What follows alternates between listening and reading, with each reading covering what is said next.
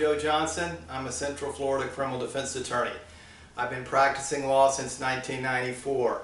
I've been an assistant state attorney, an assistant public defender, and I've been in private practice for more than 20 years as well. Today I'm going to talk about DUIs. And the DUIs are one of your more complicated criminal charges that you're going to run across. They can actually be a lot more complicated than far more serious charges. Now, DUI, of course, driving under the influence. The definition of a DUI under the Florida law is driving under the influence to the extent your normal faculties are impaired. And they can be impaired by alcohol, they can be impaired by illegal drugs, and they can be impaired by prescription drugs. So it's not a good idea, as I've said in other videos, to talk to police too much about what you've done or what you've not done. However, I would say that in the case of someone consuming alcohol, the odor of an alcoholic beverage is rather obvious. Law enforcement are going to know that you have been consuming alcoholic beverages, so it's not something you should really lie about. On every DUI trial that I've ever done that involved alcohol, the odor or the fact that the person was consuming alcohol was not an issue. Because keep in mind that drinking and driving in Florida is not per se illegal, meaning it's not illegal to drink and drive. It's only illegal to drink and consume something to the extent your normal faculties are impaired. Now, another thing you need to be aware of are the types of driver's license suspensions you can have from a DUI. There's two main types. There's an administrative suspension and there's a court-ordered suspension. Regarding an administrative suspension, that can be imposed for failing a breath alcohol test, which is if you blow higher than 0.08, your license will be suspended for 6 months on a first offense. On subsequent offenses it can be higher because DUIs are an enhanceable offense, meaning the penalties go up with every conviction you get.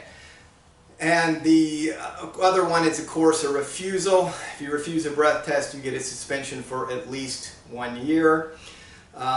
You can try to challenge that through an administrative process where you appeal the suspension, but it's important that you do that timely. You have to file for that very early on after the arrest.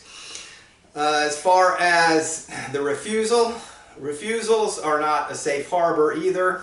Keep in mind that if you had a prior refusal of a breath, blood, or urine test, the refusal itself is actually a crime under Florida law.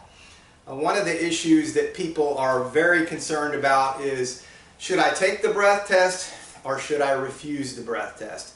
Well, you know, it's a two-edged sword on the breath test. If you take it and fail it, that can be very devastating evidence to you in a trial. On the other hand, if you take it and you pass it or below under 0.08 or under 0.05, then obviously that would be favorable evidence for you in a trial. As far as a refusal, generally speaking, I don't think a refusal hurts you in a trial, but it's definitely going to make things more difficult for your driver's license.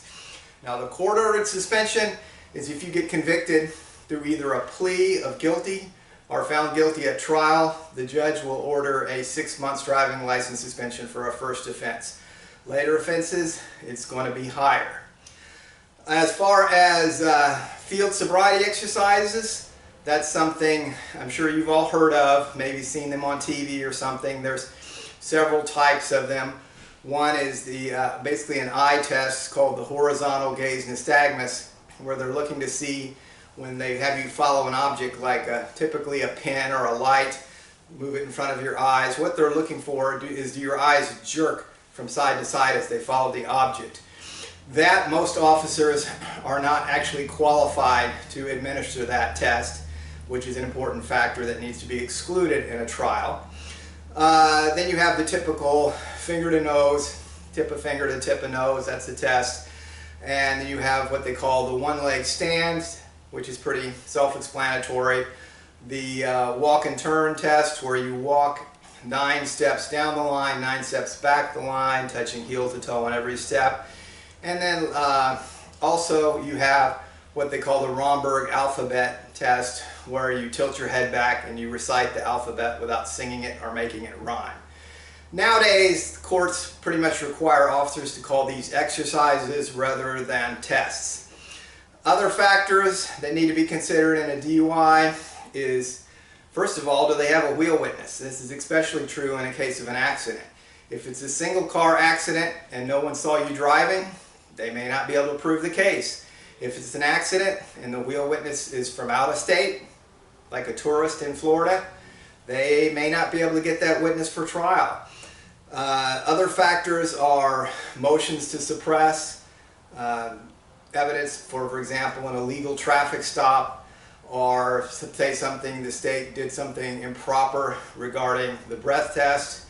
Also, you can file what's called motion in limine to exclude certain types of evidence, also the breath test, and perhaps statements as well.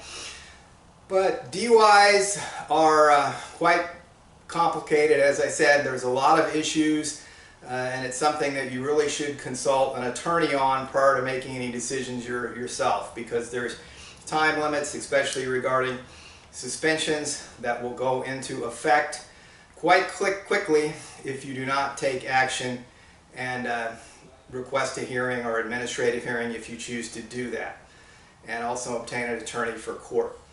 Thank you for your time and attention, and I look forward to making some more videos about different legal topics. Thanks.